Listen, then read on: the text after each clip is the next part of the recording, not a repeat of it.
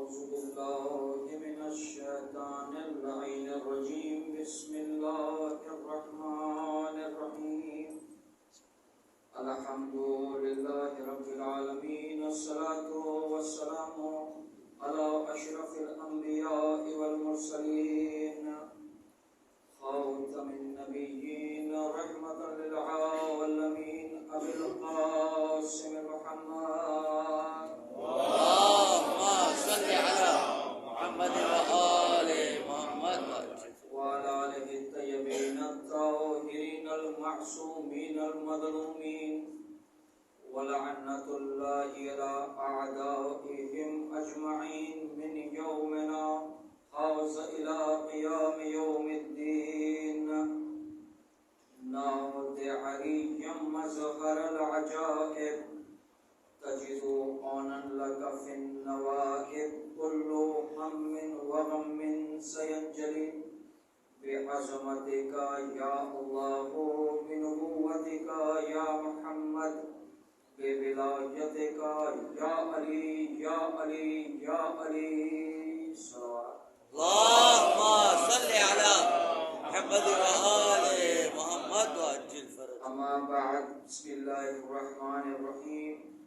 السلام عليك يا أبا عبد الله، وعلى الأرواح التي حلت بفنائك، عليك مني جميعا سلام الله أبدا ما بقيت وبقي الليل والنهار، ولا جعل الله الآخر أحد مني لزيارتكم.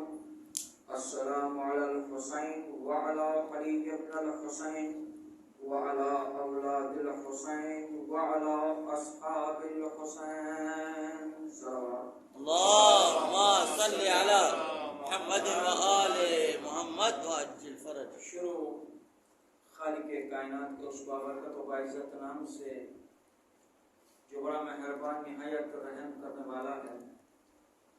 تمام تر تعریفیں اس مالک حقیقی کے لیے کہ جس کا ایک قبضہ قدرت میں ہم سب کی جان ہے. درود و سلام محمد و آل محمد کے لیے. اللهم صل على محمد وآل محمد وعجل فرج. عزائے محترم، ماہ عزا کی یہ دوسری مجلس، اور ہم وہ خوش نصیب قوم ہیں کہ جسے یہ فرش عزا نصیب ہوا ہے. اللہ جانے کتنے لوگ پچھلے سال اس فرش عزا پر ہمارے ساتھ موجود نہیں تھے، اور ان کو یہ موقع ملا کہ یہ سال وہ ہمارے ساتھ فرش عزا پر موجود ہوں، اور اس کے برعکس کچھ لوگ اس فرش عزا پر پچھلے سال ہمارے ساتھ موجود تھے اور اس سال موجود نہیں ہیں، یعنی وہ اللہ کو پیارے ہو چکے ہیں. تو جب بھی فرش عزا پر آیا کریں، میں نے کل بھی عرض کیا تھا کہ یہ فرش عزا کوئی عام فرش عزا نہیں ہے، بلکہ یہ وہ فرش عزا ہے جہاں ہماری روح کو رزق ملتا ہے، جہاں ہماری روح پروان چڑھتی ہے. دیکھیں، انسان کو پروردگار عالم نے دو چیزوں سے بنایا ہے، ایک جسم ایک روح ہے. انسان کا اگر جسم تر و تازہ رہے تو ضروری نہیں ہے کہ اس کی روح بھی تر و تازہ رہے گی، لیکن اگر انسان کی روح تر و تازہ رہے گی تو اس کا جسم بھی توانائی کے ساتھ رہے گا. آپ کہیں گے کیسے ممکن ہے؟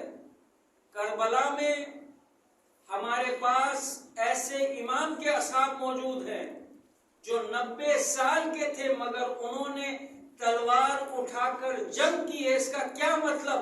کہ ان کی روح تر و تازہ تھی. سبحان اللہ سبحان اللہ. روح تر و تازہ تھی تو جسم میں یہ طاقت پیدا ہوئی ہے. ہم تو سن 61 ہجری میں موجود نہیں تھے، تو ہم ایسا کیا کریں؟ کیونکہ یہ امام کا فرش عزا، امام کا دسترخوان جو نعمتوں سے لبریز ہے، جو روح کی رزق سے لبریز ہے، ہم ایسا کیا کریں کہ ہماری روح میں بھی وہ تازہ توانائی موجود رہے، کہ ہم ذکر سید الشہداء کریں، ہمارے اندر وہ معرفت پیدا ہو، تو اس کے لیے اگر معرفت کو پیدا کرنا ہے تو ہمیں ان مجلسوں میں آنا پڑے گا، سید الشہداء کی مجلسوں میں حصہ لینا پڑے گا، ہماری روح کو بیدار کرنا پڑے گا، اور اس کے ساتھ کوئی ایسی چیز بھی ہو، کوئی ایسی نعمت بھی ہو، کوئی ایسا تحفہ بھی ہو کہ جو ہمارے پاس ہو، جو نہ صرف ہماری جسمانی خواہشوں کو پورا کرے، یعنی ہماری مادی خواہشوں کو پورا کرے، بلکہ جو ہماری روحانی خواہشوں کو بھی پورا کرے۔ جب ہم نے تاریخ کو اٹھا کر دیکھا تو ایک ایسا تحفہ ہمارے پاس نظر آیا جسے زیارت عاشورہ کہتے ہیں۔ سبحان اللہ، سبحان اللہ۔ زیارت عاشورہ حلال مشکلات ہے، ہر مشکلوں کو حل کرتا ہے۔ انسان زیارت عاشورہ کو پڑھ کے تو دیکھے، یہ زیارت عاشورہ کیا ہے؟ ہم نے روایتیں سنی ہیں، امام صادق کے اصحاب جناب صفوان سے ہم نے روایتیں سنی ہیں، لیکن اصل میں یہ زیارت عاشورہ کیا ہے؟ یہ کلمات پروردگار ہیں، یہ حدیث قدسی ہے، یعنی پروردگار عالم نے جبرائیل کے ذریعے سے رسول پر اس زیارت کو نازل کیا ہے، رسول کو تحفہ دیا ہے، اور اس زیارت میں امام کو السلام علیک یا ابا عبداللہ کہہ کر خطاب کیا ہے۔ اگر ہمیں زیارت عاشورہ کی معرفت کو، معجزات کو، فضیلتوں کو سمجھنا ہے تو اس کے لیے ضروری ہے ہم امام حسین کی ہستی کو سمجھیں۔ امام حسین کی ہستی کوئی عام ہستی نہیں ہے، امام کی ہستی کے لیے، امام کی فضیلت کے لیے یہ ایک جملہ کافی ہے کہ پروردگار عالم نے امام حسین کو چنا دین اسلام کو بچانے کے لیے، اس لیے کہ قرآن مجید کے اندر پروردگار عالم نے کہہ دیا ان الدین عند اللہ الاسلام، کہ پروردگار کی نظر میں جو بہترین دین ہے وہ دین اسلام، اور اسی بہترین دین کی حفاظت کے لیے پروردگار عالم نے امام حسین کو چنا۔ اور جو شخص زیارت عاشورہ کو پڑھتا ہے، آپ جانتے ہیں زیارت عاشورہ میں نے کہا حلال مشکلات ہے، ہماری مشکلوں کو حل کرتی ہے۔ اگر کوئی دنیاوی حاجت بھی ہو، انسان اس زیارت کی تلاوت کرے تو انسان کو وہ حاجت ملتی ہے بظاہر کہ انسان کے اندر وہ معرفت اور وہ یقین ہو۔ اگر انسان کے اندر معرفت اور یقین نہیں ہوگا تو پھر انسان کو عطا بھی نہیں ہوگا، اس لیے کہ اس کو یقین ہی نہیں ہے۔ انسان کے اندر معرفت ہونی چاہیے، سمجھ ہونی چاہیے۔ کوئی بھی کام بغیر معرفت کے یا بغیر سمجھ کے اگر ہم کریں گے تو پھر ہم اسے اسی طریقے سے نہیں کر پائیں گے۔ جس طرح ہم عزاداری میں آتے، مقصد عزاداری کیا ہے؟ امام کا مقصد کیا تھا؟ ایک قیمتی جملہ دینے جا رہا ہوں، امام کا مقصد کیا تھا؟ امام کا مقصد تھا انسان کو آدمیت سے لے کر انسانیت تک پہنچانے کا، آدمیت سے لے کر انسانیت تک پہنچانے کا، یعنی آدمی کو انسان بنانا تھا، انسان کامل بنانا تھا۔ جب انسان کامل بنتا ہے تو پھر کہنے والا یہ کہتا ہے کہ انسان کو بیدار تو ہو لینے دو، ہر قوم پکارے گی ہمارے حسین۔ جب انسان بنتا ہے تو اسے حسین کی معرفت حاصل ہوتی ہے، تب اسے زیارت عاشورہ کی معرفت حاصل ہوتی ہے۔ زیارت عاشورہ امام صادق نے کیا ارشاد فرمایا؟ صلوات محمد و آل محمد اللہم صلی علی محمد و آل محمد وعجل فرجہ۔ کہا اے صفوان، اس زیارت کو پڑھو اور اس کو پڑھنا جاری رکھو۔ کیوں جاری رکھیں؟ دیکھیں، اہل بیت وہ ہستی ہیں، میں ہمیشہ یہ جملے کہا کرتا ہوں کہ پروردگار عالم نے اپنے خزانوں میں سے ان 14 موتیوں کو چنا جو ہماری ہدایت کے لیے.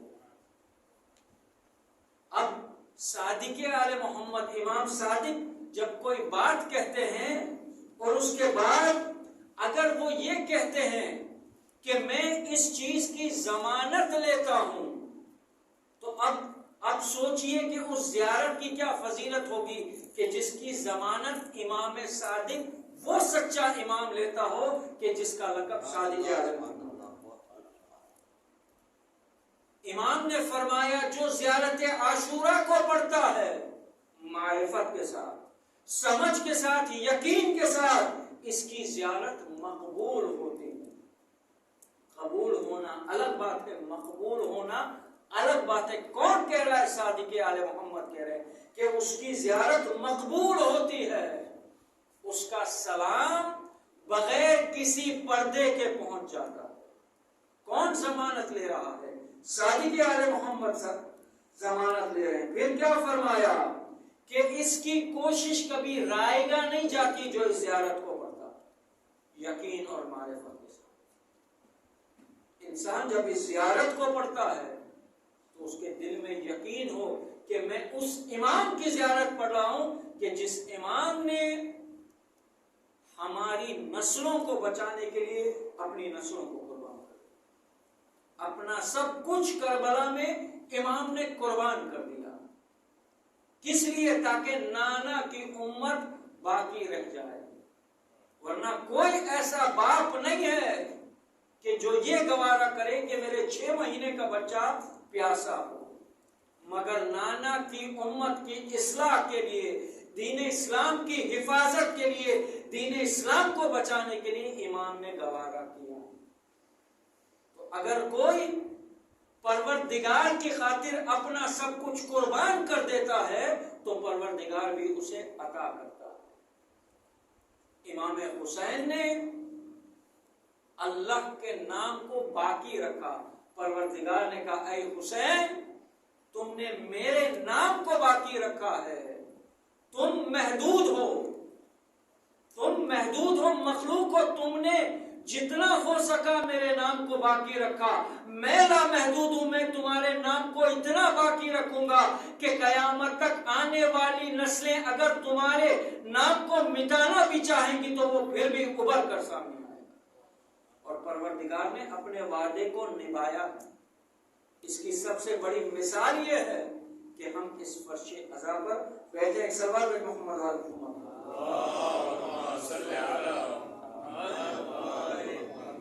صادق آل محمد اور آگے بڑھتے ہیں، کہتے ہیں کہ اس کی حاجت پوری ہوگی اور اللہ کی رحمت سے کبھی مایوس نہیں ہوگے.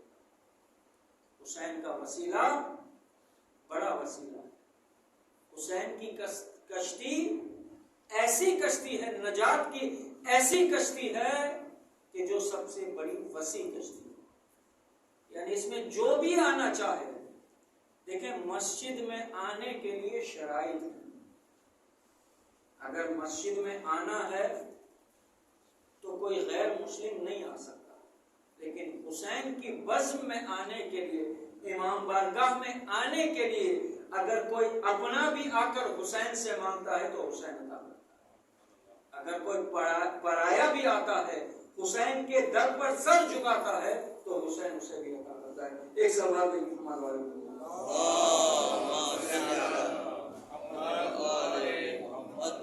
اور امام صادق نے یہ ضمانت کس انداز سے لی سنیے. امام فرماتے ہیں صفوان میں یہ ضمانت اپنے بابا کی ضمانت پر، وہ اپنے بابا امام سجاد علیہ السلام کی ضمانت پر، وہ اپنے بابا امام حسین علیہ السلام کی ضمانت پر، وہ اپنے بھائی امام حسن علیہ السلام کی ضمانت پر، وہ اپنے بابا علی مرتضی علیہ السلام کی ضمانت پر، وہ رسول اللہ کی ضمانت پر، وہ جبرائیل کی ضمانت پر، اور وہ خداوند عالم کی ضمانت پر ہے. یعنی امام نے جو ضمانت لی ہے اس کا سلسلہ جوڑ دیا پروردگار عالم کا. تو یہ زیارت عاشورہ آج پہلی محرم کی شب ہے. نیت کریں اور آج کی مجلس کا یہ تحفہ لیجیے. میں بھی یہ نیت کرتا ہوں، آپ بھی یہ نیت کریں. اس نیت کے ساتھ آج کی شب میں ہم سب جتنے حاضرین یہاں موجود ہیں اور جو مجھے سن رہے ہیں، اس نیت کے ساتھ ہم زیارت عاشورہ کی تلاوت کریں کہ روز 40 ہم کربلا میں موجود ہیں. وہ امام عطا کرنے والا ہے. امام نے کبھی کچھ نہیں مانگا، اور ہر امام نے جب بھی مانگا ان کو جو مانگا وہ تو نہیں ملا، اس کے عوض میں ظلم ملا. خاندان اہل بیت میں کچھ ایسی ہستیاں گزری کہ جنہوں نے مانگا ہے لیکن ان کو ان کا حق نہیں دیا گیا، حق کے بدلے ان پر ظلم رہے. یہ مسائل میں بیان کروں گا. بات زیارت عاشورہ کی ہو رہی تو ایک واقعہ سنتے جائیں. 2 دوست تھے کہ جن میں یہ طے پایا کہ ہم میں سے جو بھی پہلے اس دنیا سے جائے گا تو آ کر حال بتائے گا برزخ کا کہ کیا ہوا ہمارے ساتھ. رضا الہی سے ایک دوست کا انتقال ہو گیا اور وہ دوسرا دوست اس انتظار میں تھا کہ میرا دوست خواب میں آئے گا. میں مختصر کر کے بتا رہا ہوں. بہت مدت کے بعد وہ دوست اس کے خواب میں آیا اور کہا کہ بھائی وعدہ کر کے گئے تھے، آئے نہیں. کہا کچھ اعمال کی بنا پر میں عذاب قبر میں مبتلا تھا اور آج کی شب وہ عذاب ہٹا دیا گیا. کہا کیا وجہ ہوئی کہ وہ عذاب ہٹا دیا گیا؟ کہا بھائی ایسا ہوا کہ آج شب میں ہمارے قبرستان میں ایک محترمہ ایک لیڈیز کو دفن کیا گیا اور کچھ وقت گزرا تھا کہ اس کی قبر سے نور آنے لگا اور ہماری ارواح نے اس چیز کو دیکھا کہ اس کی قبر میں امام حسین خود تشریف لے رہا. اور امام فرشتوں سے کہتے ہیں کہ آج میں اس میری کنیز کی قبر میں تشریف لے کر آیا ہوں تو میرے صدقے سے تمام قبرستان میں جتنی قبروں پر عذاب ہے اس عذاب کو ہٹا دیا جائے. تو کہا عذاب ہٹا اور میں آیا. وہ دوست خواب سے بیدار ہوا، ڈھونڈتا ڈھونڈتا اس جگہ تک پہنچا. اسے پتا چلا کہ ہاں ایک قصاب ہے، ایک بچر ہے کہ جس کی زوجہ کا انتقال ہو گیا. وہ گیا، اس نے اس کو صبر کی تلقین دی اور اس سے سوالات کرنا شروع کی کہ کیا آپ کی زوجہ کوئی معلم تھی، کچھ کوئی ذاکرہ تھی؟ تو کہا نہیں. کہا کیا آپ کی زوجہ نے کبھی امام حسین کی زیارت کی؟ کہا بھائی میں ایک قصاب ہوں، 2 وقت کی روٹی مشکل سے حاصل ہوتی ہے، ہم کہاں اور کربلا کی زیارت. کہا نہیں، تمہاری زوجہ نے ضرور کوئی ایسا کام کیا. اب وہ زوجہ کا خاوند پریشان کہ ایک اجنبی آ کر اتنے سوال کیوں کر رہا. کہا بھائی ہوا کیا ہے؟ تو اس نے سارا ماجرا بیان کیا. کہا کوئی ایسا عمل تو ہوگا کہ جو تمہاری زوجہ کرتی ہوگی. کہاں مجھے یاد آیا، میری زوجہ ہر روز نماز فجر کے بعد گھر کی چھت پر جا کر زیارت عاشورہ کی تلاوت. ایک زیارت عاشورہ 10 منٹ لگتے ہیں. اس 10 منٹ کے عوض امام حسین ہماری قبروں میں. اب سوچیے وہ کتنا کریم امام ہوگا جو ہماری قبروں میں آتا ہے. وہ حسین ہے کہ جو 28 رجب کو اپنے نانا کے وطن کو الوداع کرا. محرم کا چاند نمودار ہو گیا. یہ چاند مدینے میں سغرا نے دیکھا ہوگا.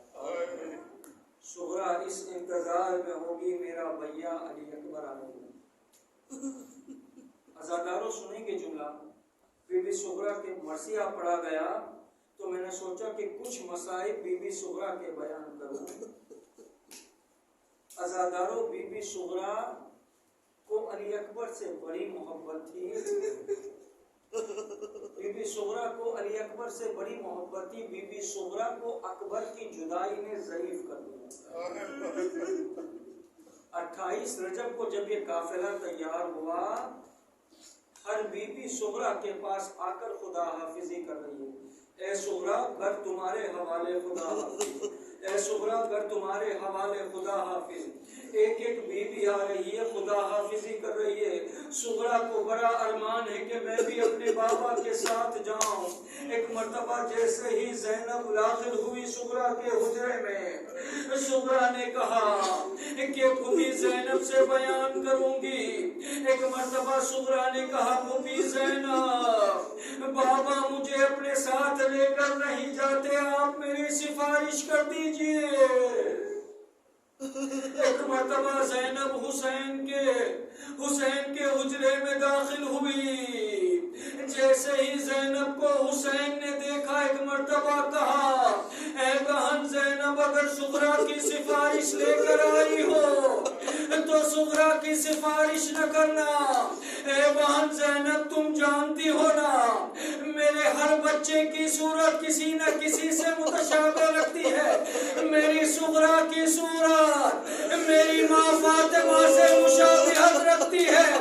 میں کیسے گوارا کروں کہ میرے بعد میری ماں کی شکل والی کبھی کربلا سے کوفہ اور کبھی کوفہ سے شام جائے.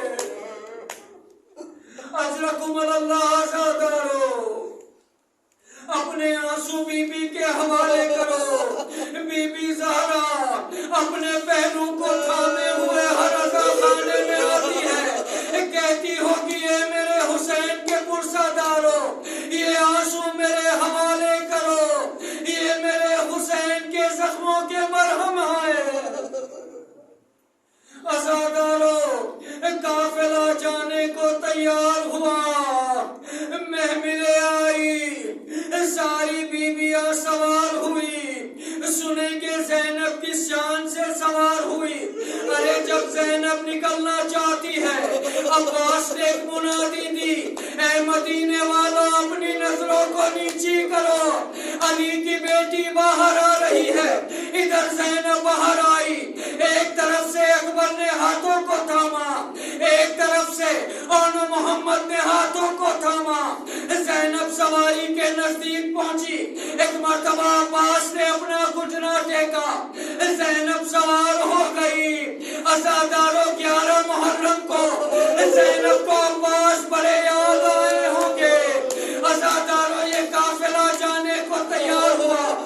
قافلہ کچھ دور پہنچا تھا کہ ایک مرتبہ عباس کو کسی کے قدموں کی آہٹ کی آواز آئی. عباس نے پیچھے مڑ کر دیکھا، کیا دیکھا؟ سغرا ہے جو قافلے کے پیچھے پیچھے آ رہی ہے. ایک مرتبہ عباس نے کہا مولا، شہزادی سغرا دیوڑی سے باہر آ گئی ہے. قافلے کو روکا گیا.